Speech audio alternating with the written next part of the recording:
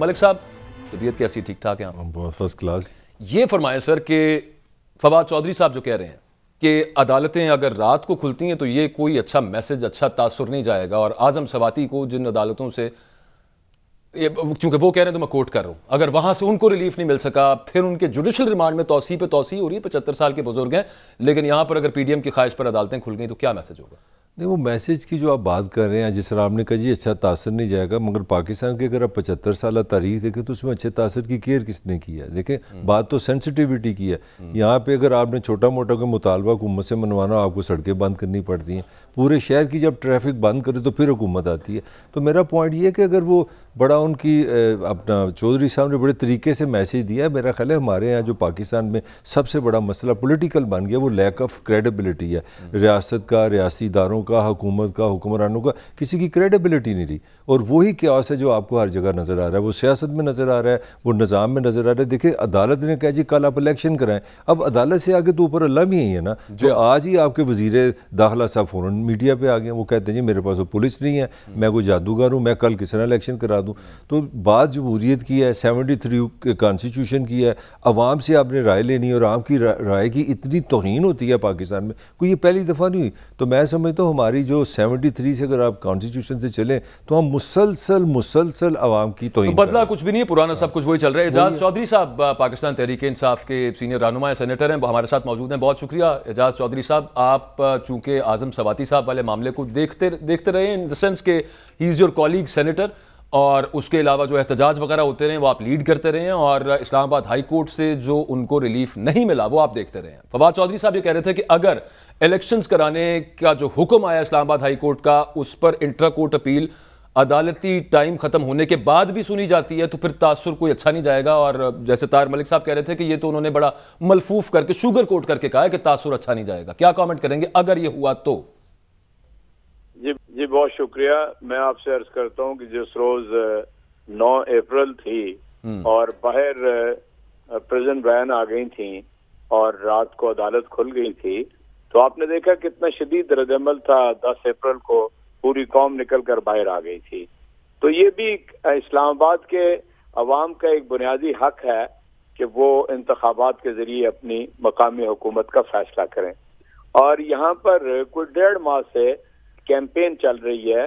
آپ اس کو بخوبی دیکھ سکتے ہیں، جو بھی سڑکوں بازاروں میں جائے گا اسے پتا ہوگا کہ تمام پارٹیاں، کوئی ایک پارٹی نہیں، ساری جو ہمارے پاکستان کے اندر سیاسی جماعتیں ہیں وہ اپنی اپنی کیمپین لے کر چل رہی تھیں، اور یہ آخری ہفتے میں آ کے یہ اتھل پتھل ہونا شروع ہو گیا۔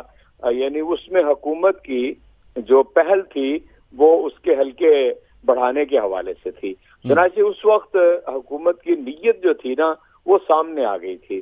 چنانچہ ہم تو واضح طور پہ یہ بات کہتے ہیں کہ الیکشن کمیشن آف پاکستان اور موجودہ حکومت یہ ہینڈ اینڈ گلوز ہیں، اور یہ یعنی ان کی جو ایک الگ سے پہچان اور حیثیت الیکشن کمیشن کی آئین اور قانون کے مطابق ہے اور ہونی چاہیے، وہ بہت ہی مشکوک ہو گئی ہے۔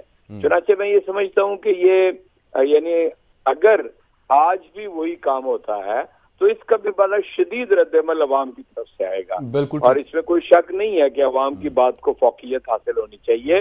سارا انتظام تو ہو گیا تھا، پھر الیکشن کمیشن کیوں ریلکٹنٹ ہے کل انتخابات کرانے سے؟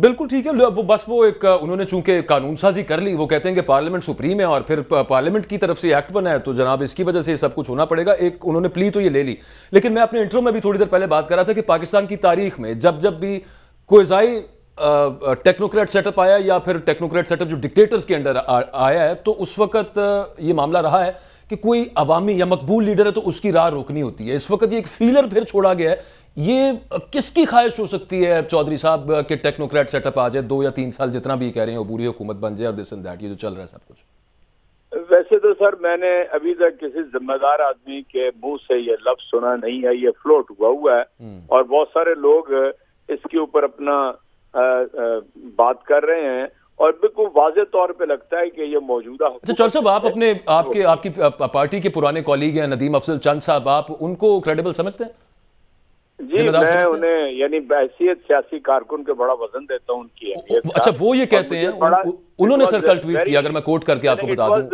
वेरी शॉकिंग टू लर्न कि नदीम अफजल चंद जैसा यानी थॉरो जेंटलमैन और डेमोक्रेट वो एक ऐसी बात कह रहा है कि जिससे पाकिस्तान को मजीद शदीद नुकसान हो जाने का अंदेशा है। पाकिस्तान के अंदर जितने भी माशाल्लाह लगे माजी में, उनका पाकिस्तान को इन द लॉन्ग रन कभी न फायदा हुआ, न पाकिस्तान को इस्तेहकाम हासिल हुआ। पाकिस्तान उससे कमजोर हुआ और हमारी जो एक इकाई है उसके अंदर बहुत ज्यादा यानी वीकनेसेस जो हैं वो उभर के सामने माशाल्लाह हटा। इसलिए मैं ये समझता हूँ कि ये उनकी तरफ से हो सकता है महज एक उनके अपने ज़हन की इख्तरा हो या बाकायदा फ्लोट ही किया गया हो। आज तक मुझे ये बताइए कि पाकिस्तान में जब माशाल्लाह लगते हैं, पहले उनकी कैफियत को आप समझ लें, उसमें हमारे जर्नैलों का पहला काम ये होता है जब माशाल्लाह लगाते हैं कि वो फिल फॉर कोशिश करते हैं कि किसी तरह कोई अवामी मैंडेट हासिल कर लें। यानी अगर ज़िया-उल-हक ने, बल्कि अयूब खान से शुरू कर लें, तो वो यानी उस वक्त बेसिक निजाम को फौरन लेकर आ गए। आप ज़िया-उल-हक साहब को देखें, वो आए तो उन्होंने 1.5 साल के अंदर अंदर बल्दियाती इंतखाबात करा दिए। मुशर्रफ साहब तशरीफ लाए, उन्होंने फिल फौर इंतखाबात करा दिए और कहा कि ये हमारी कॉन्स्टिट्यूंसी है।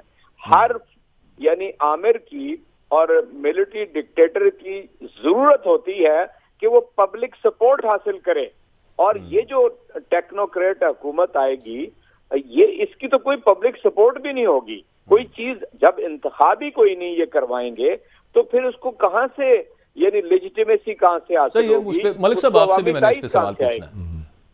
चौधरी साहब, ताहिर मलिक साहब भी साथ हैं मेरे। मलिक साहब, ये बताएं, आपके ख्याल के अंदर ये हुकूमत है, एस्टेब्लिशमेंट है, या IMF है जो ये चाह रही होगी और जिस वजह से फेलियर छोड़ा गया?